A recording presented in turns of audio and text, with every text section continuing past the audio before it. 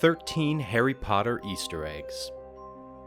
Warner Bros. Announced nearly 2 decades ago that Harry Potter would be made into a big screen series, and friends of all ages around the world wondered how it would turn out. Obviously, now that we've seen the movies and we know that it turned out to be absolutely amazing. Still, if you're a fan that isn't completely satisfied with just reading books and watching movies, in today's video, we have 13 Harry Potter Easter eggs for you. Make sure to leave a like and subscribe because you could get a shout out if you do. But with that being said, let's get into it. I'm sure most people can agree when it comes to Harry Potter, Quidditch is one of the most thrilling aspects of the wizarding world.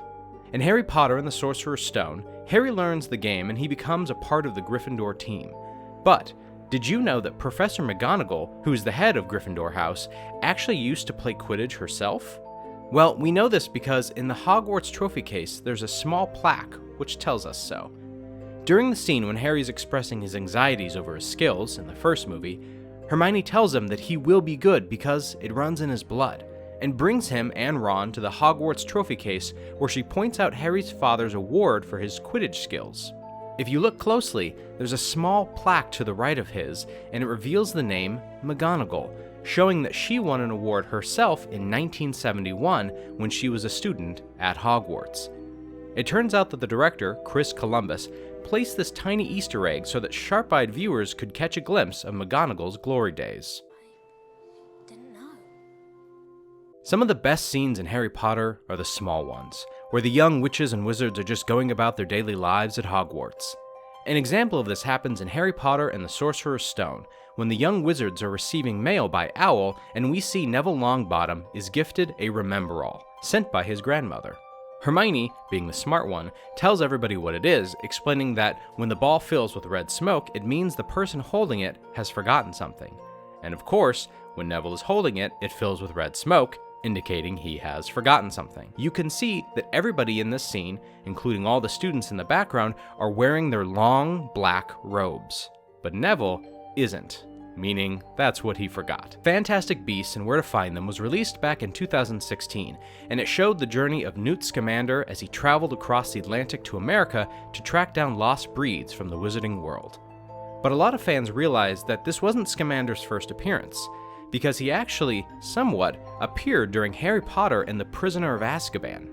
After Fred and George Weasley give Harry the Marauders map, we can see him learning how to operate it.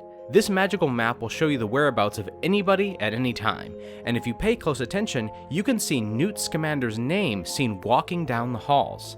This means at some point, Scamander went to Hogwarts while Harry was a student. Maybe he was going to try and help Hagrid with Buckbeak? No one really knows, but it's a pretty amazing Easter egg. Can you remember any of the first magical objects that the characters encountered during the movies? Well, the Mirror of Erised was one of these first encounters. And we have a special Easter egg about it to tell you. There's a scene during the Sorcerer's Stone when Harry meets his mother and father in the mirror standing next to him. And at one point, the camera pans over the top of the mirror, showing some words that look completely gibberish. But they actually do have some significance, because it spells out, "I show not your face, but your heart's desire," spelt backwards. I see that you, like so many before you, have discovered the delights of the Mirror of Erised. During Harry Potter and the Chamber of Secrets, when Harry jumbles up the command for Diagon Alley, he mistakenly ends up in the dangerous Nocturne Alley instead. Thankfully, he bumped into his friend Hagrid and gets escorted to safety. If you were paying close attention to these two characters, near a bookshop, you would have noticed that there was a display case showing copies of J.K. Rowling's Harry Potter novels in the window. It's a pretty small Easter egg, but it's an amazing one at that. One of the most hated villains from the Harry Potter franchise is definitely Lucius Malfoy. He makes his first appearance in the Chamber of Secrets, and during this time we see Harry confront him. Harry and Malfoy have a dispute, and while it's going on, Harry tricks Malfoy into giving Dobby a sock, which means the house elf was free from his service. Obviously, Malfoy wasn't too happy about this, so he begins to threaten Harry with his wand, going as far as to say a curse before he's interrupted by Dobby and stopped. People have been speculating what it was that he was actually going to say, but if you listen closely, you can hear that he says Avada, which means he was going to deliver the Avada Kedavra spell. At the end of Harry Potter and the Goblet of Fire, we are given some credits that show a tiny Easter egg hidden within them. The events that happened during the Goblet of Fire are to do with the Tri-Wizard Tournament. And of course, one of the challenges that the students have to complete involves dragons, which is why the director, Mike Newell, wanted to assure audiences that no magical creatures were harmed during the events of the filming. If you look at the credits, you can see a line stating, "No dragons were harmed in the making of this movie," which I guess is kind of funny, but it is something that makes for a very amazing Easter egg.